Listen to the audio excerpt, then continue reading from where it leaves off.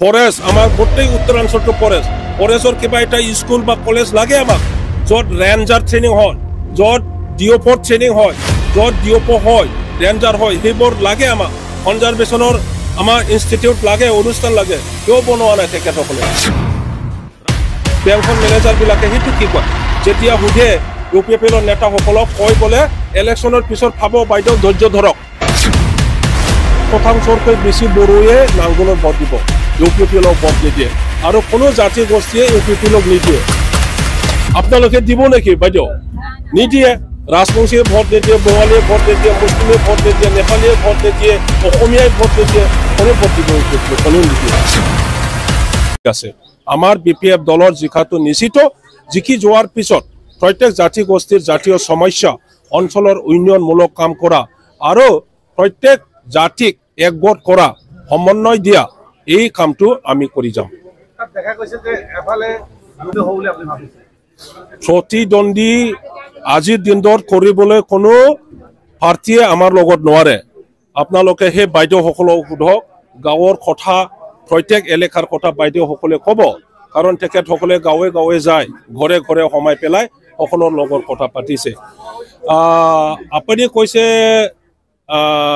দুজন প্ৰাৰ্থীৰ কথা কৈছে এটাটো হ'ল UPPLৰ প্ৰাৰ্থী আৰু এটাটো হ'ল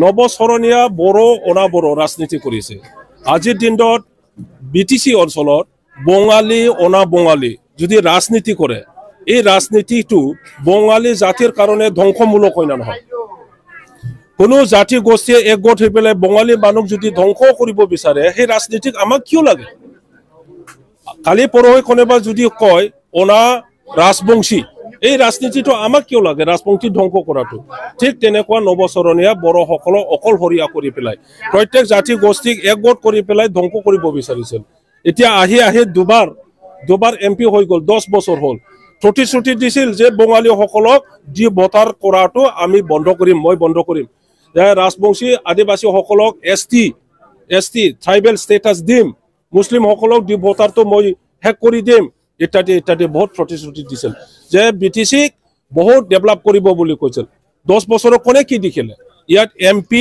যি পইচা পায় সেই MP ফাণ্ডৰ এটাও কাম আমি দেখিবলৈ পোৱা নাই ৰাজবংশীৰ সমস্যা হৈ আছে আদিবাসীৰ সমস্যা এনে আছে বঙালীসকলৰ মুছলিমসকলৰ সমস্যা এনে আছে নেপালীসকলৰ সমস্যা এনে আছে তেখেতৰ 10 বছৰীয়া MP কালত তেখেতৰ দ্বাৰা কোনো এটা দলং এটা ৰাস্তা স্কুল হস্পিটাল বনোৱা আমি দেখিবলৈ নাপালো গতিকে কোনেও আজি বড়ো অনাবড়ো ৰাজনীতি নকৰে আৰু মিত্ৰতা আছিল তিনিটা দল BJP UPPL আৰু অনাবড়ো কিন্তু অনাবড়ো কেণ্ডিডেট দিব বুলিহে এতিয়া কৈছে মিত্ৰতাৰ পৰা আঁতৰি গৈছে এতিয়া অকল দুটা পাৰ্টি আছে UPPLকতো কোনেও ভোট নিদিয়ে বড়োৰ ভোট লৈছিলে আগত অলপ 50% মান এইবাৰ 75%তকৈ বেছি বড়োৱে নাংগলৰ ভোট দিব UPPLক ভোট নিদিয়ে আৰু কোনো জাতি গোষ্ঠীয়ে UPPLক নিদিয়ে আপোনালোকে দিব নেকি বাইদেউ নিদিয়ে ৰাজবংশীয়ে ভোট নিদিয়ে বঙালীয়ে ভোট নিদিয়ে মুছলিমে ভোট নিদিয়ে নেপালীয়ে ভোট নিদিয়ে অসমীয়াই ভোট নিদিয়ে কোনে ভোট দিব UPPLক কোনেও নিদিয়ে গতিকে BPF দলৰ জিকাটো মানে 100%তকৈ আৰু কিবা শতাংশ যদি থাকে ইমান 100% আৰু 100%তকৈ বেছি যদি থাকে এইটো আমি জিকাটো নিশ্চিত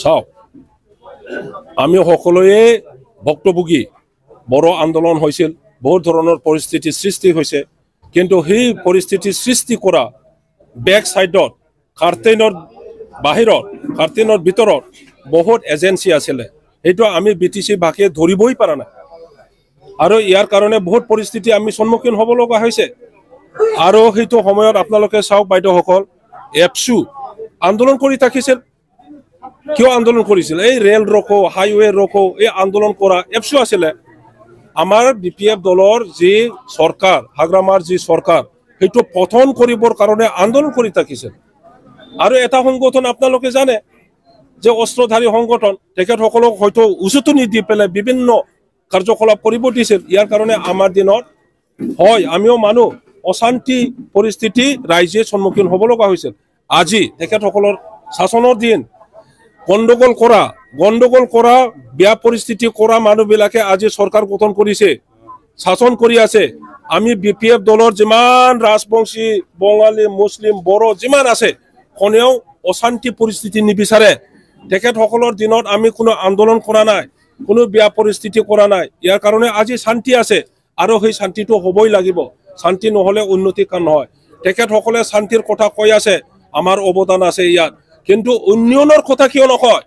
আমি সেই স্কুল এটা বনাইছো LP স্কুল কিয় নকয়? আমি এই এটা ৰাস্তা বনাইছো কিয় ক'ব নোৱাৰে? আমি সেই দালাং এটা বনাইছো কিয় ক'ব নোৱাৰে? এই হস্পিটেল এটা বনাইছো আমি কিয় ক'ব নোৱাৰে? কি উন্নয়নমূলক কাম কৰিছে? উন্নয়নৰ কথা কওক না। ৰাইজে আজি উন্নয়নৰ কথাহে বিচাৰিছে।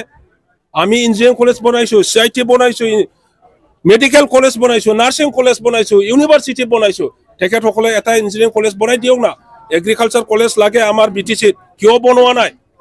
ফৰেষ্ট, আমাৰ গোটেই উত্তৰাঞ্চলটো ফৰেষ্টৰ কিবা এটা স্কুল বা কলেজ লাগে আমাক, য'ত ৰেঞ্জাৰ ট্ৰেইনিং হয়, য'ত DOP ট্ৰেইনিং হয়, য'ত DOP হয়, ৰেঞ্জাৰ হয়, সেইবোৰ লাগে আমাক।